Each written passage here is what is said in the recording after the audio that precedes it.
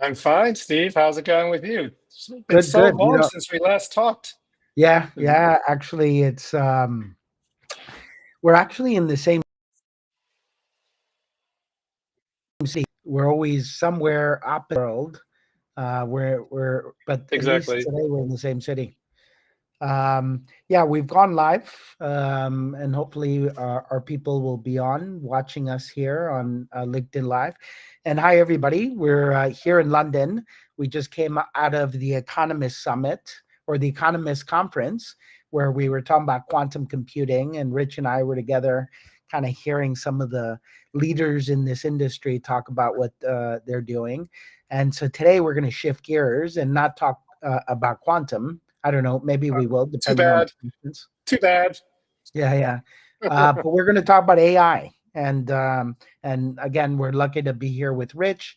What we want to do is get the updated kind of quarterly update on what's going on in AI. As you guys know, there's a lot of changes going on, a lot of movement, a lot of new terms and terminology, and a lot of new players. And so, what we wanted to do today was just to give you guys kind of the latest updates. If you can, maybe in the comments, and I've got to find out where the comments are or the chats, you guys start asking questions, and then I can start pinging those questions over to Rich. And then, Rich, we have a presentation as well that we can kind of Yeah, go through. So, absolutely. when you're ready, I'll go ahead and go through those slides. But why don't we start off with maybe just an update on where are we, what's going on, anything new that everybody needs to hear about? Oh my gosh, Steve. I thought quantum was moving fast, and now I've discovered a new pace, which is where you add quantum plus AI. So I think the pace has been incredible. I'd say the last time we did this, which is just 2 months ago or a month ago, uh, everything's been changing. How you write software, how you connect it all together. The first real applications are coming out. And I think this points out more than ever how everyone on this call needs to predict the future and aim for that. You can't just see what's in the news and then do things, right? Because and everything about both quantum and AI is all about that. And this is we'll get into the news, but there's been so much happening this quarter. It's incredible. Yeah. Excellent. And yeah, I'm just trying to kind of learn these buttons here. I couldn't get myself off of mute. Good. So, shall we dive into the presentation, Rich, and kind of Yeah, go when we through? Yeah, I think this is sort of a conversation starter. We got a couple slides. I want to show some examples, talk about what happened last year and what we think is happening this year. So just, I hope we can do this more regularly, just to give some continuity, because it just seems like the news just keeps barreling on, and I think a little context is good. Great. So just to talk a little bit about who we are as a company, we're partnered with Steve. We're bosom buddies, and we call ourselves the Total Neural Enterprises because we think every enterprise is going to have to get tangible benefits, and that's what our job is. Don't you think, Steve? To get to building real things that really work. At HSBC, or when I was at Microsoft, that was important. And just to talk about what we're going to talk about predictions, and then we're going to talk a little bit about what we're building. We're really trying to build an AI operating system layer on top of all this crazy confusion, and that's reliable and private. So I'm going to cover three sections. The first is sort of our view on predicting things. And then we're going to talk about the products we're doing, which is basically based on our predictions. We got to shoot ahead of the curve. And then sort of our unique way of working. So I'll show some examples. Make sense? Yeah. All Complete right, let's go to sense. the next one. So, Steve, I do this chart every day, and I think that eventually the number of papers per month is going to fall, and I'm wrong every month. So last month, 11,000 papers were published in the open internet. Look at that curve. I mean, what do you think? I mean, Yeah, it's just astounding how much research there yeah. is. And one of the key things that we do, you and me, is try to digest that all to something Hmm. that businesses can do things with. I'll tell you, every software vendor I know, they just can't keep up. Just last week, for instance, the speed to translate this conversation to text increased by a factor of 50. So every speech to text That's system is now yeah. obsolete. Can you imagine that? Yeah, yeah, no, that's incredible. And so these are real humans, real people writing these Absolutely. Real papers? humans writing paper. Well, we think they're real humans. They are, um, let's just say maybe there's AI slop in this, but the vast majority, I read a lot of these papers. They're real papers. People everywhere around the world, Steve. You and I, that living in Dubai, and I'm living on an airplane. Basically, how many smart people are working everywhere? It's just incredible. Yeah. Yeah. No, I mean this is the area where everybody and anybody I talk to, we can't have a conversation without using the word AI. And so it's just incredible on this technology and how prolific it is in every Yeah, industry, right? yeah, and I think it's in some ways for every CEO or CIO, it's your responsibility to figure out how to keep up with this. And sort of the reason we're here, right, Steve, is to digest all this. No one can possibly keep up with this much data. Let's go to the next slide. Right. So I just want to introduce who we are. I mean, obviously, everyone knows Steve since he's hosting it, but the team consists of myself. So I worked at Microsoft and then two venture capital firms, and we've already sold one AI company called Surround.io. We're looking to basically build this next big one with you. But some of the other people are very notable. So Paul Moritz was the #3 guy at Microsoft. He then spun VMware out. Made that a huge success, and then spun Pivotal, which is a hybrid cloud company, out. And my technical co-founder, Satoshi Nakajima, who's most famous for writing the graphics device interface, which is basically how Windows draws things on screens, and then writing the first browser for Microsoft. So we are spending all of our time trying to figure out what is next, what's going to happen next. Next slide. I did this slide, Steve, just so because I like to. Every year we do a prediction, and we've been doing this. I've been doing this for basically 20 years for Paul Moritz, and we have to go back and grade ourselves as to how we did. So our predictions last year focused on, this move to privacy and safety was really going to be a big deal. And if you go across the 5 layers of the stack, I'm not going to go through all this in detail, but basically this is down from the very bottom: model internals, what's happening out of the box and how you tune them, then where you run them, and then how you write programs for them in the customers and industry. Actually, we didn't do so bad. I mean, basically, the predictions were it was going to be raining large language models, and they were going to be commoditized very quickly, and open source was going to catch up. That was true. I can't believe the number of open source models there are. We only talk about the big ones in this, but actually, there were 1.2 million separately fine-tuned models that you and I can just download from the web, right? Just for free. Yeah. And one of the big things that happened was basically they devoured the entire internet.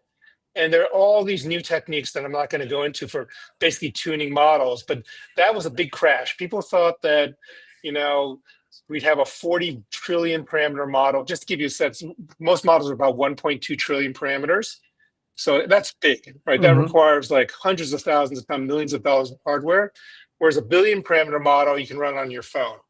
So this is the difference, right? A billion versus a trillion is actually a big deal. And there's just a sea of these tiny models. And then in the hardware world, essentially, NVIDIA is doing super well, but essentially there was a huge price crash in terms of cost per compute. And the edge compute really came out quickly. Mac and there's a bunch of technologies basically made it possible to run these models online. The online models run on your PC, and that was a huge trend. And then in the tools thing, there was a lot of hype about agents, right? Like agents are going to change the world. They're going to book your travel and so forth. But there really wasn't that much that happened in 2024. And then for customers, I mean, I think we really found this deployment was just really hard. Right? You saw this, Steve, right? Everyone talked about it. Remember, everyone's like, we're going to roll this out. And then, what happened? You just had a big stoppage. Yep. So we decided as a result of this to really focus on privacy and safety. And we're going to see this in a little bit, how that's been paying dividends for everybody. So why don't we go to I think that's the new hot topic, right? People are talking about, AI going wrong and some of the stuff. And so because there's such a big proliferation of this AI, I think the next iteration will be, how do I control? How do I manage? How do I audit? How can I see this? And I know that you're working deeply into this space, but I think that's going to be. I think first it was, get full of AI and you can use all these different things. And now it's going to be, holy smokes, we let this all get out there. Now, how do we control it? How do we manage it? I think that's going to be the next big way the Yeah, big focus, that's right? right. And I just want to show you how accurate the predictions were. And by the way, this allowed Steve and I to work together on building a highly safe private system for this year.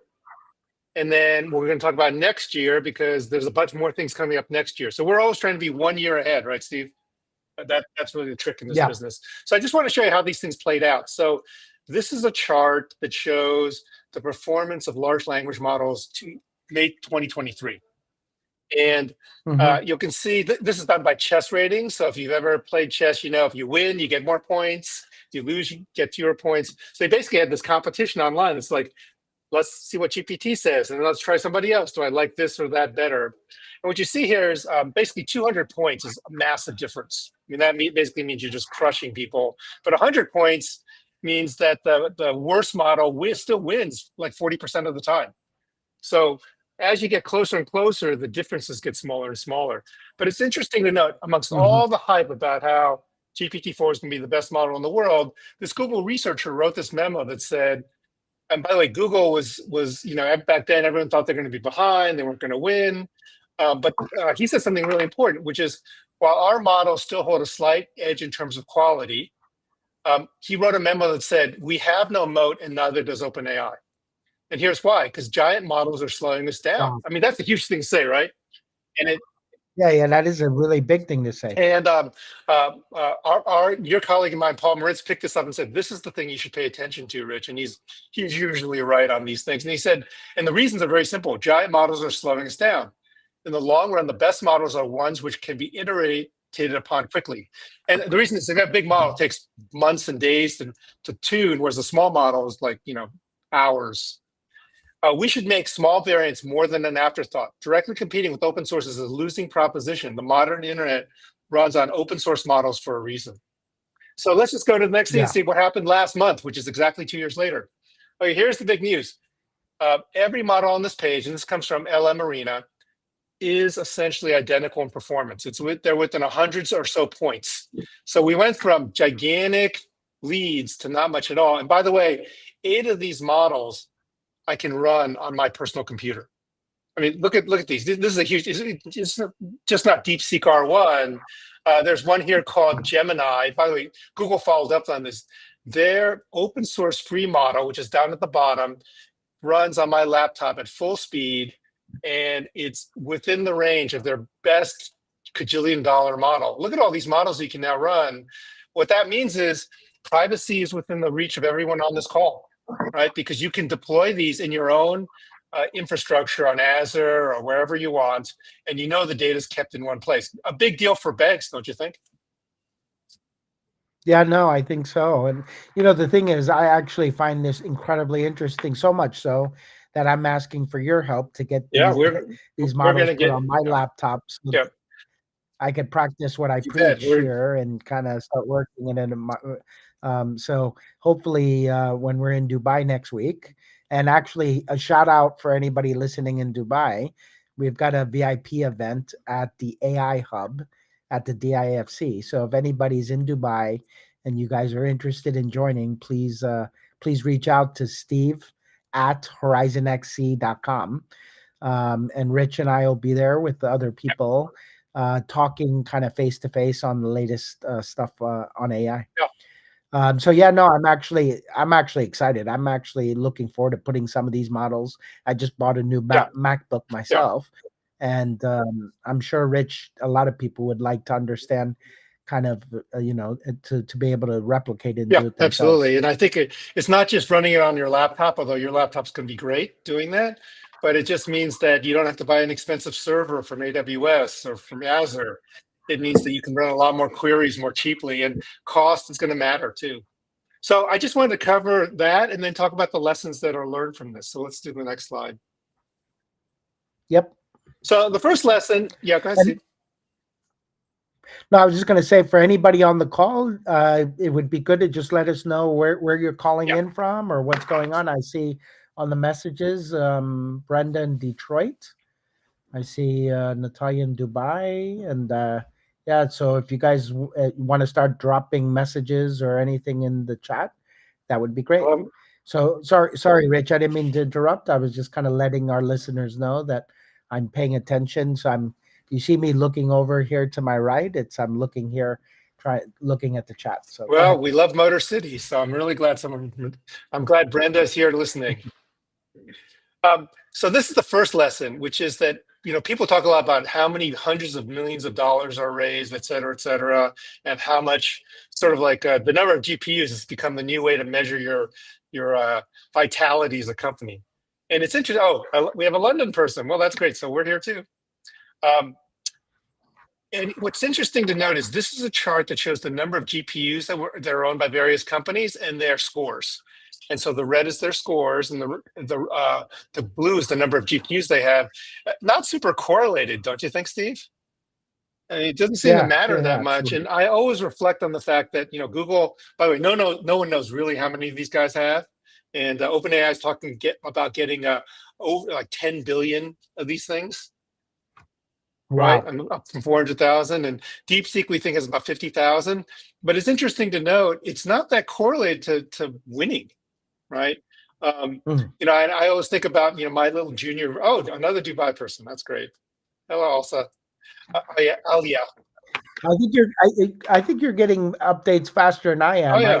I don't know if my refresh rate's not there, but maybe you'll have to handle all the Oh yeah. Well, chats that are coming in. for my 16 followers, I'm quite expert at doing this. Don't worry. But it's interesting to know my junior college, Stanford, has about 1,000 GPUs. All of Canada is about 2,000. They're one of the world leaders in research. And what it proves, once again, you and I have seen this every time in organizations, right? Quality and quantity of people, that's the biggest variable. It's not how much money you have, it's how well you apply it. And I think that's what's so great about open research. It's just an open playing field. Anyone from anywhere can make it happen. Oh, Singapore, we'll be there next week, Natalia. All right, so let's take a look at the next slide. Oh, Kader, all right. So, and just want to explain to people why it's so hard to beat the open internet. This chart shows the head count of companies and their scores. And you see Google like at 183,000 people, OpenAI, which include Microsoft, is a quarter of a million, Meta 67,000. Now, no one knows how many people are on the open internet, but it's estimated there are about 22 million people contributing open source software. It's just hard to be 22 million people. There's going to be a smart one out there somewhere in the world doing things. And so I think that what you're seeing is companies and software vendors who lean in on this stuff. Oh, from Bangladesh. Hello, Anisha. Um, are going to win. And that's what we're doing. We're trying to take all of that massive information and just curate it so it's just really useful for everyone. Yeah, no, what I find interesting in this slide is that the amount. So number one, you can't compete with the Yeah, crowd, yeah, right? The yeah. crowd will always Always. win, and no matter what you do. But then also what AI is doing is letting you compete against the big boys That's because you right. don't need as many employees. Um, I don't know if this slide shows you how many employees like DeepSeek has. No, Um, it's estimated about 200. Just to give you a sense, they don't even that's fit. They don't even 200. fit on the but remember, the reason they can do that is they're completely part of the open source community, right? Yeah, They're yeah, completely a part of that. Well, more people from London, and someone wants to talk about quantum, which I'm happy about too. Talk about as well. yeah, Yeah, yeah. yeah. We can. I mean, Rich, I think you're going to be the one asking the Oh yeah, you questions bet. because I think your refresh rate is faster. So you guys go ahead and ask the questions, and Yeah, I'm sure once we get into it, we can go ahead and sounds good. answer them. We want to make sure that we can answer your questions. And you know what? I won't stop anybody from asking quantum questions. You So, can. um, it's a topic near and dear to my heart, and anything that we can talk about, we Absolutely, will. absolutely. Well, Okay. let's talk about 2025. I wanted to show you this chart because it shows you where we're headed. And basically, if you go across the 5-part stack, each one of these, I think, is a button that shows what we think is the most important. And I can't tell you the advances that are coming. Let's just start at the bottom. So we think image, speech, voice by the end of this year, there won't be any difference. You can feed every model a full video of this conversation, it'll talk to you. There's this thing called context, which is basically how much the model knows about. 10 million tokens, Steve, is about 300,000 pages of text. So, Well, why don't you explain the okay, tokens? Because I think a lot of people hear about tokens yeah, and how that works. And so like in computer speak, you got yeah, bits, yeah, right? yeah. And I know that in AI speak, it's kind of about tokens. So would you mind just at a rudimentary perspective, what is a token? How many character, what does that look It's a like? good question. I think the easiest way to think about it, Steve, is a token is basically a syllable. That's A really syllable. like the word Okay. refinement you see up there. It's probably tokenized as Yeah. REFINEMENT. And the reason they're doing this is Okay. it turns out, you know this in English, right? How many tokens would that be? Sorry, I'm a That would be three dyslexic, so. tokens, So that would be right? three The word, tokens. Refinement would right. be And three good, tokens. which is one, is probably one token, right? Post would I be see. one So token. it's all about It's all about syllables. And so when you that's good. That's actually the best way I've heard somebody kind yeah, of yeah. It's actually talk a about it. zillion Okay. times more complicated than that, but that's the essential idea. And here's the reason why they did it this way. Let's talk about the word post training and pre training. Well, it turns out the important word is the word train, right? It's not the post and it's not the Yeah. pre and it's not the ing. So by breaking to syllables, just like when you teach your kids to sound out verb things, Yeah. that's the computers are sort of exactly the same way. So it gives you a way to basically work at the syllable level. So you don't have to understand a word like data centers. You can understand data and then center. So that's the essential Got it. idea. Got it. So basically, for those who are a little geeky, there's about 1.25 tokens per word. Turns out most words just have one token, like good, right? And some are long, but we tend Yeah. to use very simple words.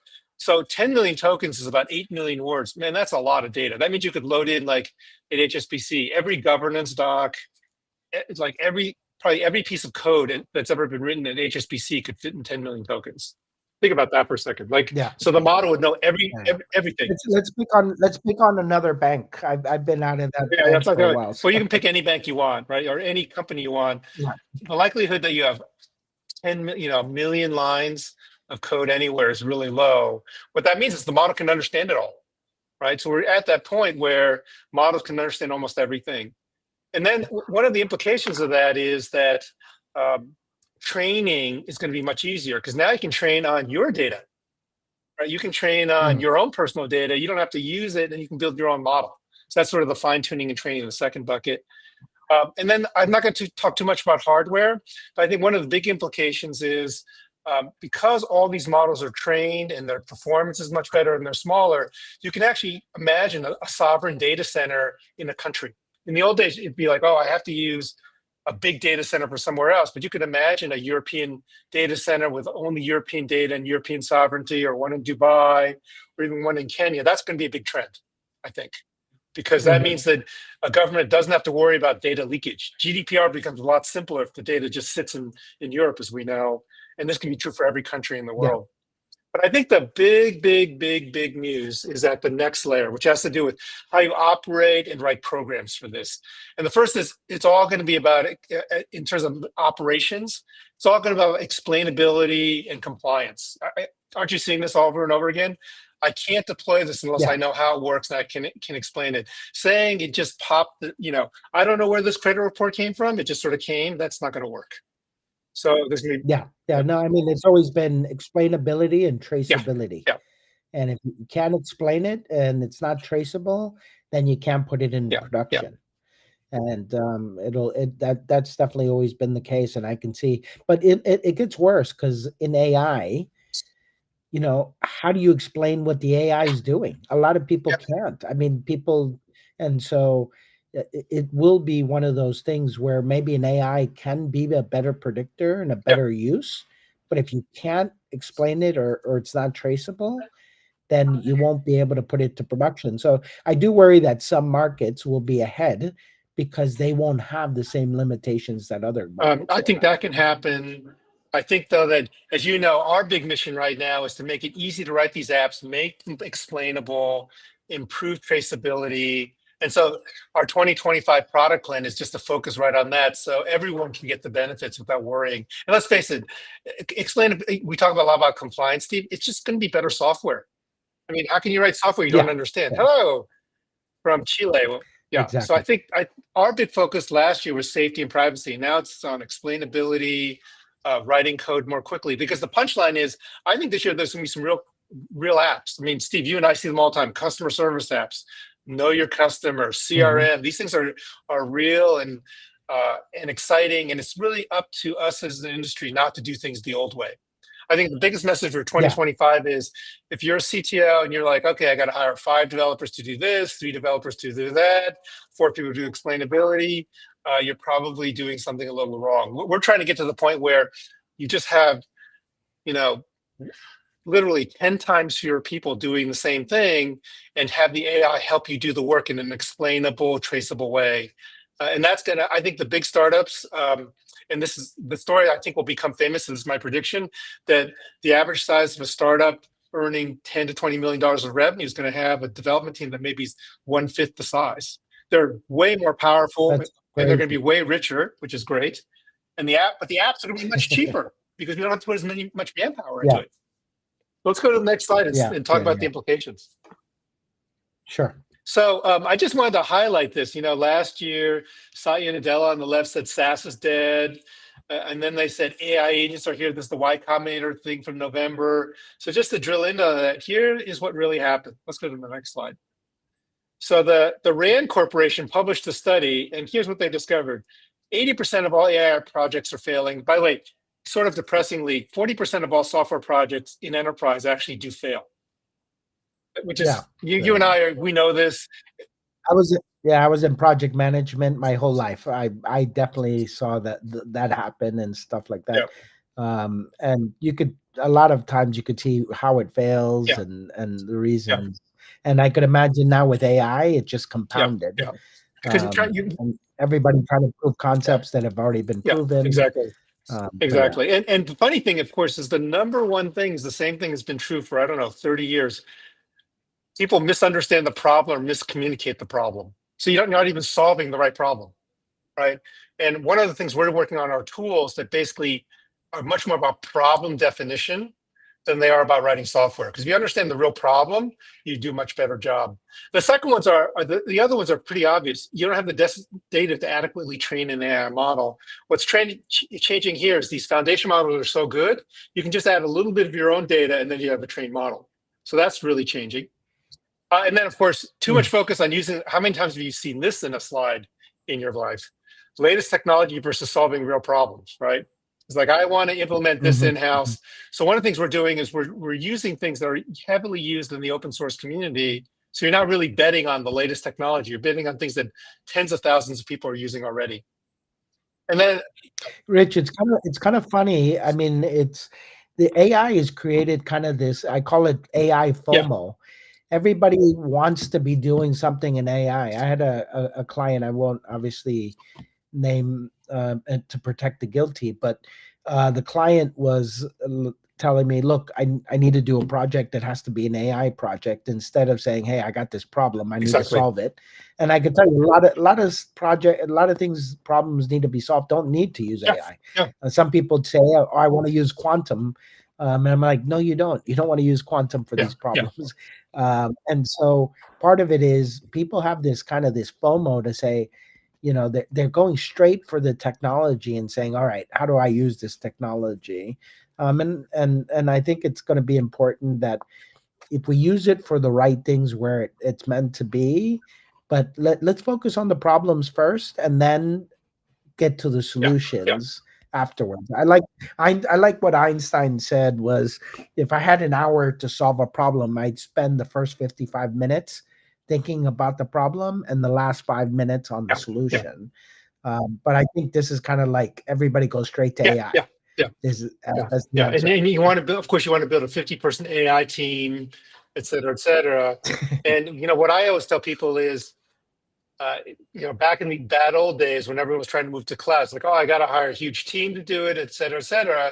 And the answer is just use Azure, right? And in this case, I think, I've seen so many cases where you still got your Microsoft I got stock, is plenty of that right? Microsoft stock. I got plenty of Nvidia stock. I got plenty of stock. But I think Okay. it's important to realize that, depending on a company like T&E or Horizon X is really one of the key things, which is hiring Yeah. your own internal team uh, is not the only thing. Oh, we got a question from Emma. Yeah, All right. Why don't you go ahead and see what you want to go yeah, ahead I'll and answer the question answer the right now. question there? I think there are a lot of challenges with different regulators and different levels of concern. We're working right now on a project. There's essentially having I'll be a little technical. Basically, I'll be less technical. It's basically a plug-in module so that as every new advance in AI explainability comes out, you can just plug it in and add it. So instead of, oh, we are only complying with this thing, when a new way to explain things come out, you need to be able to quickly deploy it. Because I think that different regulators can have different views, but really it's incumbent upon us as an industry to take that and say, we're compliant across as many things as possible. So it's not like we're only European compliant or this compliant. Let's be the best, right? Yeah. Yeah, no, it does get complicated because there are different rules depending on the different Yeah, jurisdictions. And you want to make sure that, you're complying with those jurisdictions. So I call it like air traffic control. You got to land all these yeah. planes and schedule them and figure that out. And I think having that tool that can help you do that, which I'm sure in other episodes we'll be talking about it because Rich and I are working on some Oh yeah, really yeah. exciting stuff. But we'll keep that in suspense for another That's great. conversation. So, but basically, Explain AI, we have something called T&E Explain, which is essentially a pluggable system. I can't help but talk about it. A pluggable system where new idea comes out. It's the sum of everything. We also we're doing a leaderboard, Steve knows, which is basically Yeah. one of the best models for doing this, as opposed to just the models that you have internally. And a lot of times, a combination of open source models is much better than others, and it's also cheaper. So it's a pure win. Let's go to the next slide. Okay. Just bear with No me. I'm worries. just navigating. I got this new laptop, and it's kind of hard to go from slide to I slide here. know how that is. I'm glad you're slide clicking, not me. Okay, so I just There it wanted to is, there it is. cover the slide. The formatting isn't that great, but basically this gets to our mission. We're going to talk about some of the products we're doing now, making it easy. Basically the three things we're trying to do: get these reliable results, make them accurate. Because the best way to be regulatory compliant is make the results relevant and accurate, make them easy to deploy. And then one of the things that Steve knows is we're doing is trying to be very outcome focused. So we've tried to get to the point where we're not just charging a cajillion dollars, but really when the thing works, we get paid, and that's a very important idea. Next slide. So this is sort of what we're up to. So we call it an AI agent operating system. What that means is it's basically a layer of software that floats above all of the other models, and it adds these important features. The first one is safety. And basically we have an approach which we took on last year, which is every query, everything's always validated and cached. So if we have an answer, we remember it. So next time you ask, it's the same thing. And where we can, we just write code. The second thing is we are privacy first. So we have these open models, and you can distribute them anywhere. But having an open model really makes it easy to push things anywhere that you want. And one of the ways that you get more reliability and accuracy is essentially to have what are called model ensembles. So you can think of this as a bunch of models talking to each other to come up with the correct answer. And by the way, just like people, better to ask 4 experts than 1, right, Steve? Just always true. Yep, We do the same thing. absolutely. And then this thing called graph is a Yep. very important idea for anyone who's super technical. The world of agents basically means you're going to have all these autonomous, it's a little bit scary when I describe it this way, autonomous systems waiting around. You're going to ask it a question and it's going to give you an answer, and then it's going to pass it to the next guy. You can think of it as like software robots running around. You have to have some way to manage them all. So we have a graph program that basically makes it controllable. And then T&E data, go ahead. Hey, Rich, just to maybe to understand this, is it kind of like a workflow? Yes, it's exactly like, Is graph like a it's workflow? exactly like a workflow. And the nice thing about, just talk about one technical problem. what if the agent is out to, this classic thing. You're so dependent on, say, the loan processing agent, and it goes to sleep and it crashes. What do you do? So there are a lot of these Yeah, recovery, retry things. Should I do something else? And this is where the English language rules come in. You don't want to write software to do this. You want to write a PowerPoint deck that you can show a regulator. This is what we're doing in our process, and the computer should take that and operate on it. So workflows today have been very technical, right? And you've seen this. Suddenly something gets discombobulated somewhere, and you don't process any reports. So this whole graph right. thing is about recovery. Where are things? Can I use a smaller model instead of the bigger model and have things go through, right?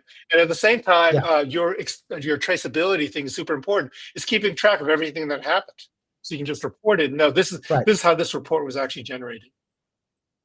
Well, and the reality is, depending on what I need will depend on what type of model I want to use, Yeah, right? So if I want, a model to where I don't need to know everything that's going on in the internet, I've got a very specific thing. I can send it to a very low cost yeah, edge yep. model. If I got something that I need kind of all of the knowledge that's out there, then I can go out. And so, does this graph or workflow make that Absolutely. happen? Will it make the decision where to send Exactly. out those And requests? what it's going to do, though, Steve, instead of having a long meeting, you're going to get to write in a Word document, here's how I would like this to happen. And this idea that you can program these things in English is plain language is really an important idea. So, for instance, you can say things like, if I get more than 5,000 backed up queries, I need to go to my secondary processor, or I might need to go to a Yeah, fast processor. I may need to send an alert. Before, that was all programming. It was actually pretty hard to do. It would take months in an IT shop to do this. And now with automated coding, you can just do that like in an afternoon. Yeah. yeah. I see that an interesting question came through about it's not so much FOMO, but it's like the fear of moving fast or Oh, too Naveen fast. invented a new term. I How love should it. Yeah, yeah, exactly. How should stakeholders decide when to commit or decide to Yeah. commit Yeah. with all of this stuff going Yeah. on? Saying any LLM Yeah. integration, which I believe that it's like 3 months Yeah. Yeah. thing may change Yeah. dramatically. Well, I think Naveen, this is a great question. This is part of the reason that we invented this Orion operating system, because we can change to a new model in literally like a day. So, last year was like, oh, am I committed to OpenAI? I'm committed to this or that. The message here is it's shifting so often. You have to be able to move, find, and curate the right models. And think of it like an ensemble, sort of like a soccer team where you can change without having to cause everything to be reprogrammed. And this has been one of the big problems when you're tied into the specific programming language of a particular vendor. Then obviously you're stuck. And so creating Orion is about a relatively easy investment you can make so that you're not committed to a particular LLM. In fact, you can change models and reevaluate them dynamically. Makes sense? Yeah. So why don't we just go to the next slide and see how all this gets put together? Sure. Well, I'm actually pretty psyched that we have people from all I, around the I world. love it. I saw somebody from Qatar, somebody from Chile, London, Oh, yeah. Dubai. We got people Yeah. from all Yeah. over. So I just wanted to show that, hopefully we can show this demonstration, Steve, if you just click on this. And what this is showing is why you want to have an ensemble of models. So why don't you just give it, Is it a it's a video. video? Can you video click? I forgot to ask you if you can. But I don't know. give it I a, don't know. I don't think I oh, you can. can. Okay. Sorry. Next time I'm gonna have to just upload the Okay. video. Sorry about that. So we could, No, no, yeah, it's okay. no problem, Levin. So what this app demo would show, if we had time to show it, is essentially this is just a regular receipt, right? And how do you process this? So this, by the way, that entire demonstration is just running on my laptop, and we actually use 4 models. And what you discover is the tiny little model that can run on a phone is actually faster and more accurate than the gigantic model that runs in the cloud. So it's not true that the biggest model always wins. What we do is we ensemble them so you can see, okay, I'm going to basically take the best judgment and run all the models in parallel and then merge all the results together. So this idea that you can take a single model and merge it together is a super important idea for us, right? Yeah. So let me just show you another example. So this is how it actually is working inside. So we have something called Safe AI, and this is sort of our novel way of handling these problems. The first is, if you look on the left at the input data that comes in, it can come from anywhere. And basically what the system says is it the same question and the same data that I just asked, right? So instead of having the LLM regenerate the whole thing, you just return the answer, right? Then the second thing we say is, okay, if it's the same thing, but it's new data, can I just write software? By the way, the nice thing about software is you can actually, it's traceable, right? You know exactly where it Mhm. came from. You can give it to a regulator. So 80% of the time, we're either returning a cached answer or returning something that's generated by code. And so what that lets you do is you can really tell a regulator, as an example, hey, most of the stuff is really, really, really routine. Um, And I think that the last piece is once if it's really new and really new data, then you want to run what we call full jury. You want to run the most powerful models. And in fact, if it's really hard, you just want to put a human in the loop for them to inspect it. Um, So what does a full jury Full mean? jury What does means that you might mean? run every one of the big models on the question. You may want to run it for days even, just to make Okay. sure you got the right answer. You may want to run a full validation step and actually have a human inspect it. So you really, But let's just say you run a full yeah, jury and then you get different yeah. answers. So, Then you would likely call a human. You basically say, we okay. can't answer this question. You know, computers are so good at answering things with nonsense. Our approach to this is just the opposite, which is we are going to have humans in the loop for a long time, right? And human Yeah. validation is going to remain very important. Um, you know, Marcin was asking about ISO IEC 4200, which is the AI management system, which has been adopted as an ISO standard. I think that's actually very important. So this whole procedure for validating processes and how humans are correctly innovated, that's what we're trying to do with our product we'll talk about soon, which is what we call T and explain. So basically how all this happens. Hmm. I don't think we should, as an industry, should be shy about saying, yes, we have humans in the loop all the time, right? No, of Because course and we not. should be proud of it because we still need people Yeah. to oversee these things. I always take comfort when I'm in a Waymo car that there is somebody in a data center somewhere watching over in the worst case. So, Well, you're comfortable on that. I'm still not there well, yet, but say more comfortable than no human in the loop, right? yeah, that's Yeah. true.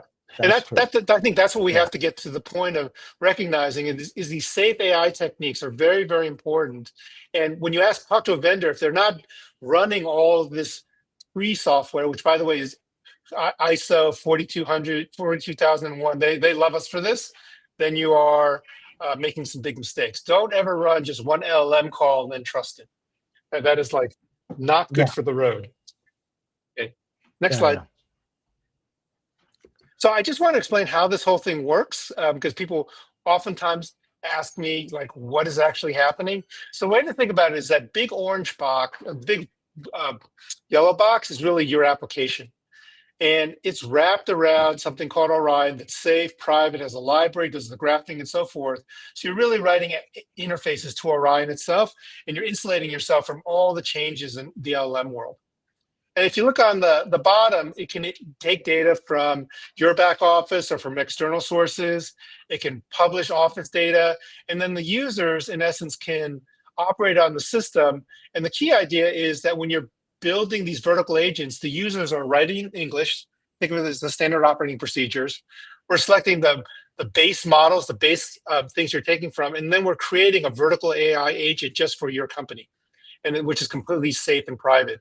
And that really is, I think, the goal. That, you know, data is the new mode, but the agents are the real way to power your business. You can think of then, for instance, for doing a CRM thing, there'd be a special agent for answering questions. There'd be a special agent for doing loan consolidation, for instance. So that's sort of the way the whole Yeah. system operates. And having Orion there in the middle basically uh, solves the fear of moving too fast and also solves the fear of missing out. So we do both things at the same time. Let's go. Yeah. So, Rich, going back to that percentage, that Yeah. 80% Yeah. of these things failing, tell me this setup that you're showing us here. How does this actually help increase the probability that things Yeah. won't fail, or that the stuff that you're doing has a better chance of Yeah, success? great question. So I think there's three ways. The first is that when you're writing those applications in English language, we do put a lot of help there. So our emphasis is not on writing code; it's on the right standard operating procedures. And I think you and I both know it's so much better when someone can write the problem in English in a Word doc or a PowerPoint deck before you get deep into all the implementation stuff. So I think that writing English stuff solves a lot of problems. By the way, I've been in so many meetings where stakeholders, they actually disagree on what the problem is, and let's just solve it right there. Like, what is the Right. system really designed to do? So that box in the upper left is, I think, going to be the biggest win. The second Mm. thing is, instead of focusing on is this LLM better than this LLM by 2%, with Orion, you just don't have to worry about that, right? And then many times you're going to pick a model that is safer because it's been used a lot, and then you can switch to the new one later. So you don't have this huge, oh my God, I'm technology fixated, and you can come right off the bleeding edge anytime you want. So those two things I think are going to help tremendously in terms improving AI failure, reducing AI failure rates. Yeah, So one of the things I hear, Rich, one of the things I hear is that the AI is only as good as the yeah, underlying data. And nobody on this call, unless some magics happen, nobody has perfect yeah, data. And if you have perfect data, please message me. I'd like to hear who yeah, you are. But what do people do? I mean, you're not going to stop yeah, everything and yeah, wait for yeah. perfect data. So how does this solve it? Does it make things worse at an Well, it's a really exponential good question. when you're using this Really, technology? really good question. One of the key things that we do is we actually have a system skeptic that runs as an independent agent that just looks at all the bad data and says, did it materially affect the result? This is a really important idea that the Mhm. data is always going to be dirty, but you and I both know if you just see one bad row, you just say, I'm paying attention to it. And I think we have to realize, data is the dirty the day it got in, and a lot of the safe AI stuff is about, in fact, we have a specific tool that basically says, I know the data is bad, look at where the data is bad, but was the final result actually materially affected, right? The second thing is a lot of the data problems are actually not really data problems, but they're incorrect extrapolations. And I'll give you one example. We were working with a supply chain company. They're trying to do forecasting, and our system basically said, you can't forecast December because you only have 11 months of data. You don't know what the seasonality is, right? And you Mm. know this, right? I mean, unless you've got a couple years of the full thing, you don't know what the seasonality is. So you shouldn't just take the last 11 months and move forward. By the way, that is what standard operating procedures are about. It's like, when should you Yeah. forecast? When should you not forecast? How much is material or not material? If I'm missing more than 10% of the data, I'm not going to do the loan app, as an example. Yeah. Yeah. Yeah, yeah. Well, I just a quick reminder to everybody on. Thank you for joining and listening in. We have about 12 Yep. minutes left. So if you have any pressing questions, please do send them through. We'll just continue on, but you'll send them through, and we'll go ahead and see if we can address them on the Absolutely. call. Let's go to the next one.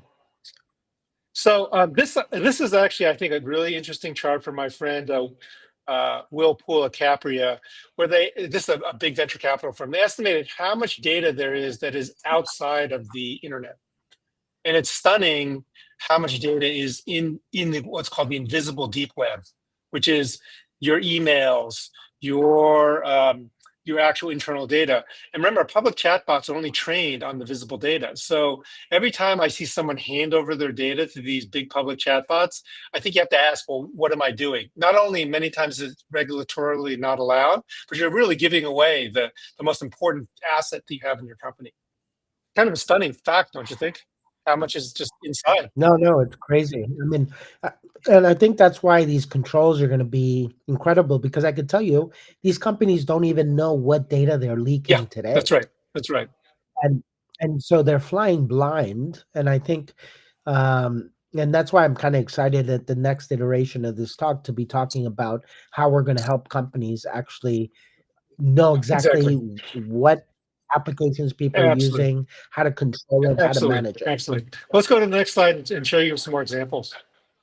So I want to talk about one thing, which is the implications of January 25th when OpenAI, sorry, when DeepSeek landed. And really the product implication, which we've been talking about, is 95% of the stuff runs perfectly on a standard PC.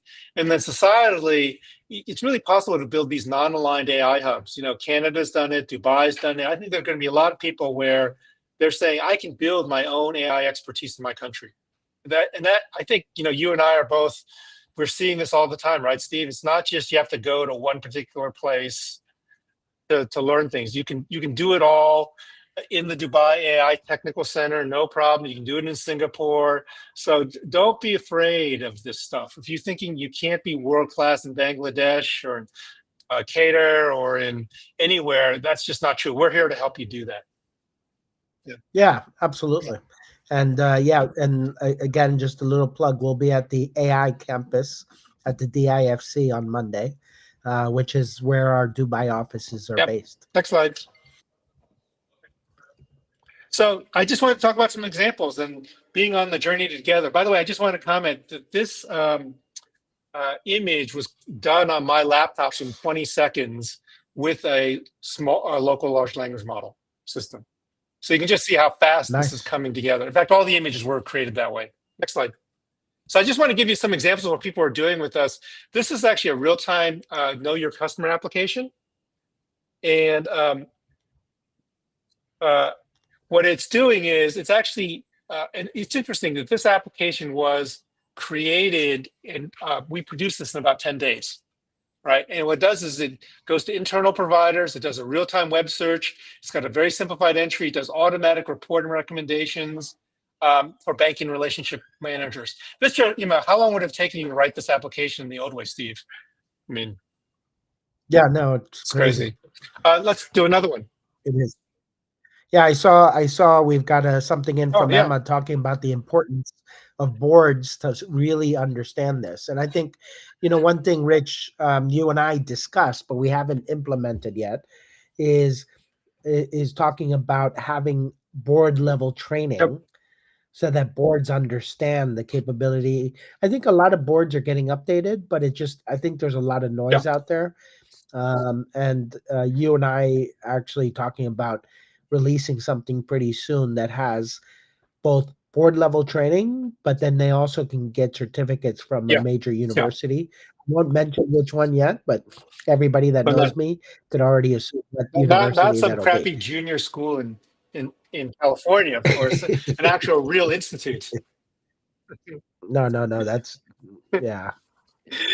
All right, we won't talk about All universities right. here. Okay, good. Let me just try to Yeah. go to the next slide here. And I just want to emphasize, I think this is really important to understand how quickly and how much boards need to understand these big trade-offs. And also, I think any company's not being has got to do these 2025, 26 forecasts, don't you think, Steve? Like what's going to happen. Yep. It's not Yep. just looking backwards. This example, by the way, was put together in 5 days, and it's actually a sustainability reporting application, and actually can do text and speech. The entire interface you see there is generated dynamically by a large language model. There are no buttons. It's all done by voice commands, and one person wrote this app. So this is the change that's happening, and it's nice to have a platform like Orion because we actually use multiple large language models. We didn't have to bid on a single one, and when things get better, we just get better. Remind me, Rich, to follow up with you on this one because I did get a request out of Oh, Saudi Arabia, and I've got to get back to a friend that she's told me she's gotten a lot of requests about this specifically. perfect. Yeah, So well, I'll, we're we're doing our one-on-one in the middle of a LinkedIn chat. This is great. yeah, exactly. Yeah. Oh, and Okay. John Galani's got a really, really good question. Right. All right, John. What's the question? Uh, basically, I'm not going to paraphrase. Many exercises are application specific and they're going to quickly deprecate. With so many LMs created and constantly updated, and the security implications, are corporates not going to be obliged to build their own models on the demand side and large AI players maintain generic ones on the supply chain? If so, then companies would need to keep an AI expert in-house to maintain and update and outsource this. What is the best strategy to advise a board in terms of long-term implementation of AI? Oh, first of all, this is a question Steve, you and I talk about all the time. this is just as important as any other supply chain issue, which is, and by the way, I agree with you, John. You're going to be in a position, if you're a big corporation, you got to have your own models. You're just going to have to do that. I Yeah. think that partially the big reason Steve and I co-created TNE.ai is to help people do that so that you can build your own models. You can use things that are known secure. And by the way, this is a lot like Linux and the cloud, right? You need to do something that's based on open source. You can hold it. And then, in terms of AI expertise in-house and how to update this or outsource it, I guess that's one of the reasons why we're here, right? Some of the stuff That's it. you're going to need to have some experts who've really thought about this, that have been in the industry a long time. So give us a call. We're happy to help you. And I think that Yeah. to Yeah. me, just so you know, what we did at Microsoft was the board heard the long-term predictions and then what you're doing about it. But if you're not thinking 2 to 3 years in advance and having good people, and there are very few who have the business background to do this, it's just going to be very, very hard to build these applications well. Yeah. So I actually think that quick deprecation is going to be one of our challenges. And I don't want to see these applications deprecate quickly. Now, I'm going to end this with just this last application, which is, I think, kind of stunning. So we built this application basically 10 days. And what it is it's trying to have thousands of reps to hundreds of thousands of resellers to tens of millions of customers. And it basically is voice and messaging communications integrated with a chatbot answering system. We applied AI to we're doing a model per rep. So this is not a model per company. Every rep has an own model that replicates the way they talk and type, right? And we dynamically train them. And we're actually in the middle of building the first things out. By the way, interesting thing about this is this actually speaks Hindish. It actually speaks a combination of Hindi, English, and the combination with emojis.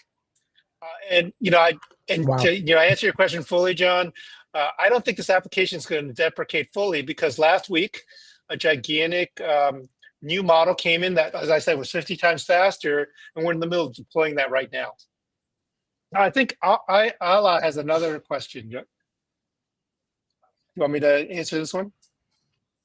Yeah, if you can, yeah. Well, if you can read it out and then Yeah. answer it, because I Oh yeah. can't see it, and then I don't know why I'm so for much. our callers, if Why they I'm so can't much see more it. superior to you, given 3 minutes left. Yeah. Yeah, Concern exactly. raised by some organizations is when non-domain experts start using AI. There'll be a risk of that not be able to detect when the AI is inaccurate, or the input issues, et cetera, et cetera. So what do you do when you don't really know you're not an expert? How do you make sure this stuff is right? I Yeah, that's a good point. Very And I good think point. the answer is, this is why we built our little company. Just an example, when you get an answer back from us, you get the full methodology written in plain English. Like, here's where I got the data. Here's where it came from. Here are the rows and records that we looked at. So in full, gory detail here. And then the second, and that's called our methodology agent. Then we have a skeptic agent that says, and here are all the reasons why you might be suspect about this.